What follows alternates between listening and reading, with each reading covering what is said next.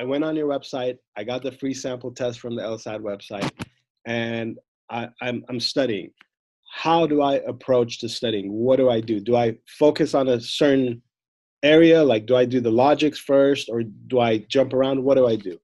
Great question. I typically recommend doing logic games first because they are the most intimidating section at first. These are those puzzles I mentioned, but they are the most learnable and the most perfectible, actually. So people are really scared of them. They don't want to deal with them. They feel like it's going to bomb their score, but they are the most learnable, and you can break them down by game type. Like there are games that involve you putting things in order. We call those ordering games.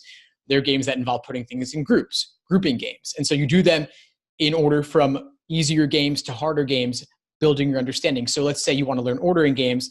I have categorizations. You can do a bunch of ordering games in a row to really focus on and solidify those skills for those game types. And then you can move on to grouping games, do the same thing. Then you could do games that involve combinations of elements of both.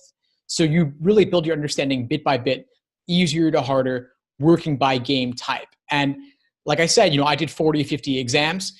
It can be intimidating at first, but once you get into it, it becomes this addiction almost where it's like Pokemon, you got to catch them all. Like the exams, there are people who want to do every exam. And now, back when I was studying, there were like 40 exams. Now there's nearly 100. And so I'm not saying you have to do all 100 exams. You could focus on the most recent 20 or 30 and just focus on doing games in those exams by type, then logical reasoning questions in those exams by type. But you structure it, you break it down. The journey of 1,000 miles begins with a single step. And that's what my study plans do.